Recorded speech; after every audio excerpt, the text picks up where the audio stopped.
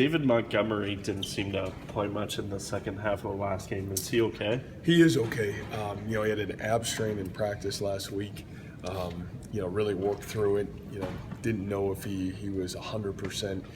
Guy, I think, maybe had a run and just kind of tweaked it. So he's back to 100% this week, though. He's had a really good week of practice, and I think you'll see more of David as the game goes on and the season goes on for us. Is Allen healthy? I mean, how's he better? I don't mean healthy. Yeah, it's one of those. He's got one of those injuries that just limits his ability to fully practice. And so, it's one of those things that we're just working through. Allen's, he's a tough kid and, practice tonight, but, he's certainly not practicing at 100%. But, I think it says a lot about him. He gets himself out there and has practiced and put himself in position to, at least when it's game time, to be as close to as 100% as he can be. What's the injury? Part of what happened Saturday with you only catching one ball, or was it clearly a double teaming? No, I think it had a lot more to do with what they were doing in the schematic aspect of it than it did Allen's health. So, and Allen's deal is just a foot injury, just kind of working through it, and nothing major, but just something that nicks and bruises that you deal with in college football season. Is that going to limit him in practice all season, you think? No, I don't think so. I think it's gotten better. I think he feels better this week than he did the week before, so you hope it just keeps getting better. Kind of keeping with it. How are Hakeem and Dondre? Yeah, which is huge, right? And I'll be honest with you, those two both were in practice both days, which was really great for us to have. Dondre kind of dinged that ankle up again last week in the game, but felt better on Sunday than he had the week before, which I thought was a big positive. And so, Hakeem had a really good week of practice. So he practiced towards the tail end of last week. It's one of those injuries we're so lucky that it was what it was and not a situation that was anything, too serious. And I think it tells you his toughness too a little bit to get back on the practice field so fast and be available and, really has gotten quality reps. So I expect to see him back at 100% or close to 100% this week. Obviously you want to have those guys every time, but how crucial is it to have, just for Joel or Jacob or whoever, to have those options if Allen's not 100% maybe in a game? Well, I think you saw the first game just how critical those guys are, right?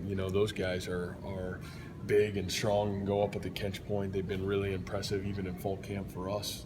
Those three were guys that really stood out to us as guys that were big-time go-to guys. So it's nice to have a plethora of those guys. And obviously when you want to double-team Allen, it's nice to be able to go somewhere else with the football. So, I think it's just nice to be able to be close to full strength again, and I think that'll help us certainly going forward. You guys made a decision on Chase Allen moving forward?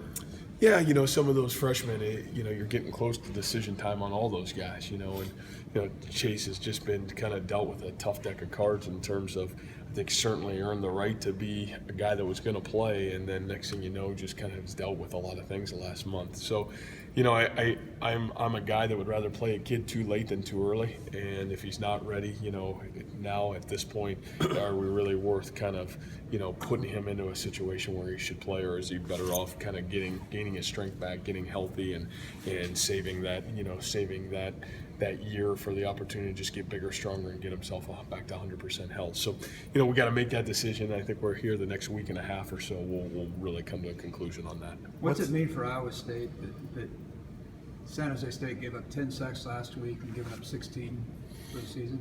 Well, I just think now we got to know that Utah has got an outstanding interior defensive line. I'll be honest with you. You watch those guys on film, and they were excellent. And the thing about their quarterback is he's a hard sack to get anyways. He's a guy that's elusive and nifty and kind of a lot of Johnny Manziel type elusiveness, I guess, in terms of his movability. But I think it's one of those things that we know too. Last week we didn't get much pressure, and we didn't get to the quarterback. And, eventually that guy made some plays when he needed to. And so I think that's something that we always talk about and consistently talk about is how and can we put pressure on the quarterback, and especially be able to do it with our front four. So I think it's a little bit of a challenge for our guys, and not so much of them as much as us and our inefficiency to be able to get there last week. What's your opinion on Everett Edwards' performance throughout the last few weeks?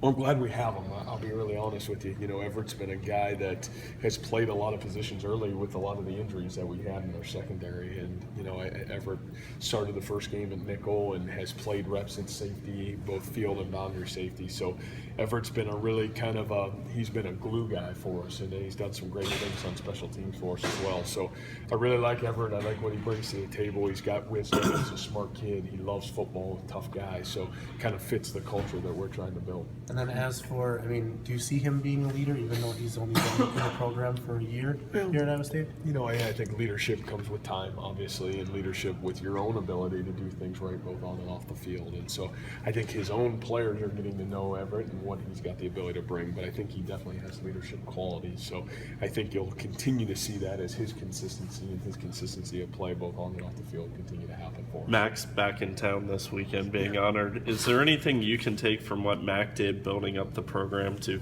where he got it that you can use? No, I certainly think there are, you know, and I'll be honest with you, I've you know, obviously reaching out and bringing him back, but, you know, reaching out even throughout the last couple months and certainly the last couple weeks, you know, there's certainly times where he's been great to me. He's reached out every week of the season and been great to me. I've done the same thing and reached out to him. So I think Max got a lot of wisdom. Not only did he do it here, he did it at North Texas. He's been a part of a Florida program that's won a championship. So, you know, he's a guy that understands it, and really part of the Iowa program that turned that thing around, you know. And so I think he understands it, he gets it, and certainly understands the landscape that we're trying to get our program to. So anybody and any person that's had that kind of wisdom and certainly that kind of success that he's had, you certainly want to tap into that as much as possible, and I know I have and will continue to do so. When he's reaching out to you or you're reaching out to him every week, what are kind of those conversations about?